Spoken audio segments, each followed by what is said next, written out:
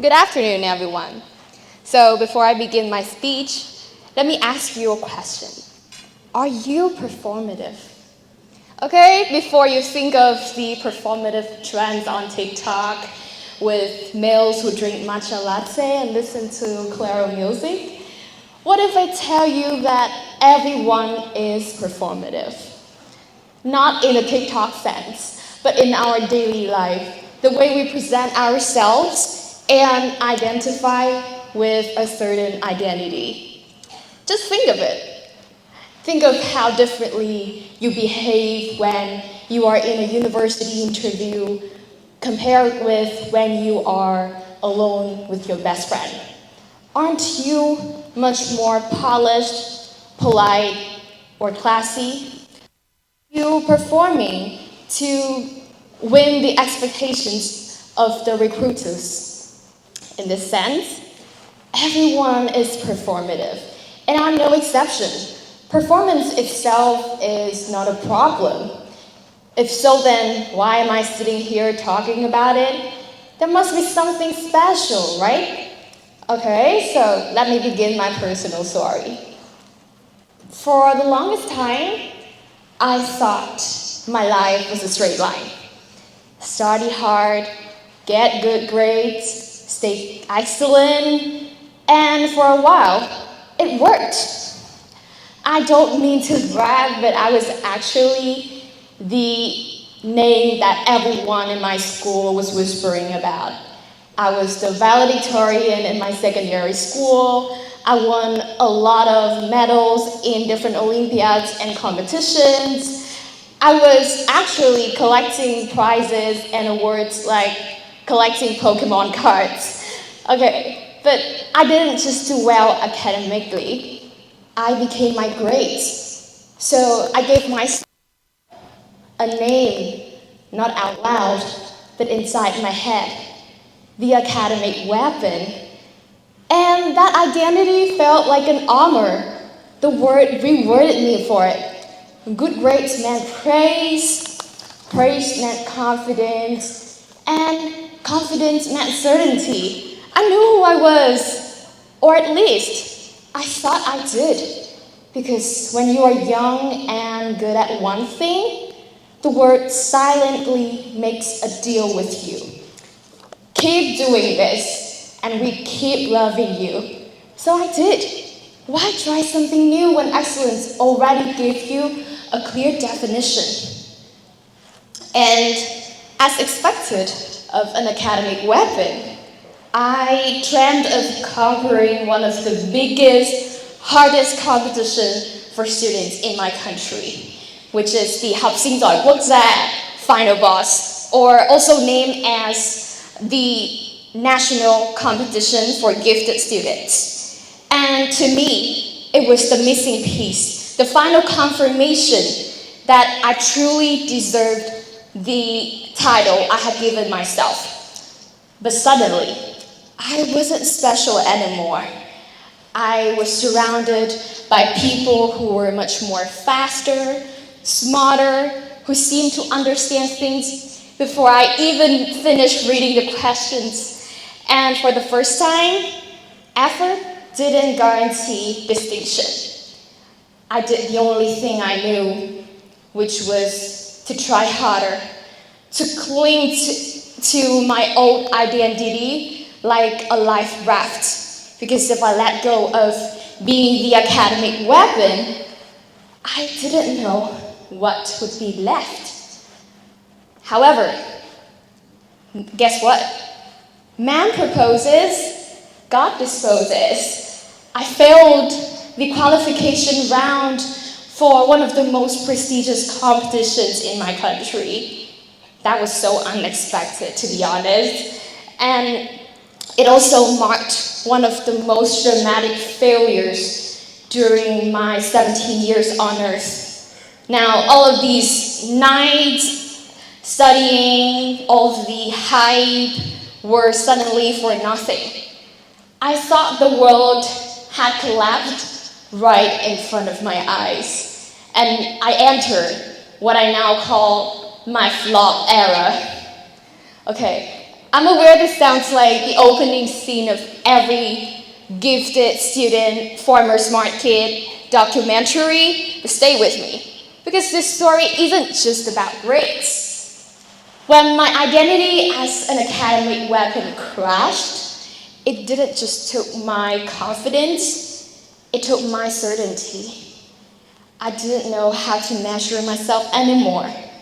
I didn't know what enough looked like. And during that time, my mind would never shut up. If I'm not the best, then who am I? If I stop being excellent at this, would I still matter? And one night, while trying to distract myself, I picked up a book that I didn't fully understand at the time, which was Existentialism is a Humanism by Jean-Paul Sartre. Okay, don't panic. I wouldn't sound like some philosophers talking about elite ball knowledge here, but somewhere between the confusion and frustration, I found a sentence that hit hard. Existence precedes essence. Okay, which is just a complicated way of saying something very simple. We aren't born with a fixed identity or label. We don't just wake up one day and discover who we are. We build ourselves slowly through living. That's when it hit me. Somewhere along the way, I had reversed the process of living.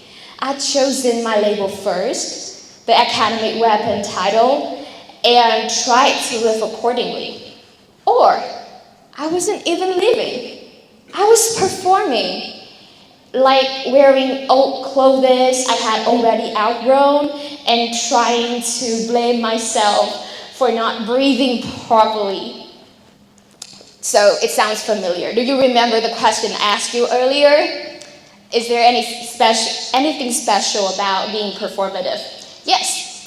This is the point when performance becomes a problem. It hardens into an identity that you feel like you have to defend it at all costs. Now, a realization like that means nothing if it sits quietly in a book. I want to test the philosophy. I want to live it. So I asked myself, what would happen if I stopped trying to be perfect? Don't get me wrong, of course I still study. I still managed to get some other wins on my smart student path. But back to my question. I stopped being that one-dimensional character whose entire personality could be summarized as, hi, I am studying. Okay, jokes aside, but back to my story. I tried something more experimental. I tried something new, and it was to embrace my inner cringe. Okay, being cringe, what do you mean? Before you panic, I don't talk about barking in public places like this. By cringe, I don't mean recklessness or rebellion for attention. I mean choosing something feels true to yourself even when it disrupts expectations. Now, moving on to my later phase, the process wasn't empowering at first, of course. It was terrifying. Can anyone here guess the first thing I did before I failed the competition? I chose to cut my hair, and people laughed at me cruelly, saying that it was so cringe. Even my parents would never stop rambling about how girls are supposed to grow their hair long and that I looked prettier in my older version. Now, can anyone guess the next thing I did? I discovered the emo subculture from the 19th and early 2000s. To outsiders, I know it looks a bit excessive, like dark clothes, intense guitar chords, and intense emotions weren't on the surface, but to me, it was a special space that reflects what was changing inside me. It was a space where emotions didn't have to be polished into politeness, or vulnerability wasn't edited into something more proved or likable. And yeah, this was indeed the space for me. So I started to identify with the community, and I started to embrace my ugly, negative emotions, being loud and rough as much as possible. Even when a lot of people look at me and judge and say something like, "Ew, that's so cringe." Every time I heard that, I'm faced two choices. This is the easy version of me. Likable, approved, and without judgment. But can you guys guess what I chose? I chose to stay. And looking back, it was one of the best decisions I've ever made in my life. Because now, I don't have to second guess every single movement or every single word of mine. I feel at home in my own skin. And that unshakable confidence is something I never regret choosing. Okay, that's a long story. At the end of the day, letting go of my old self wasn't heroic. It was terrifying. Because when you remove a title you've earned for years, the question isn't, what will I become? But rather, will I still be worth something without performing? That question keeps people trapped. Students please grades, adults stay in career they hate, life stays small, not because change is impossible, but because identity feels safer than freedom. And yet, it is being cringe that allows us to live bigger lives. Not bigger in status, approvals, or perfection, of course, but bigger in our possibility. Because courage means allowing yourself to try, to fail, to experiment with new things, to contradict yourself, and to grow beyond the version of you that once felt safe.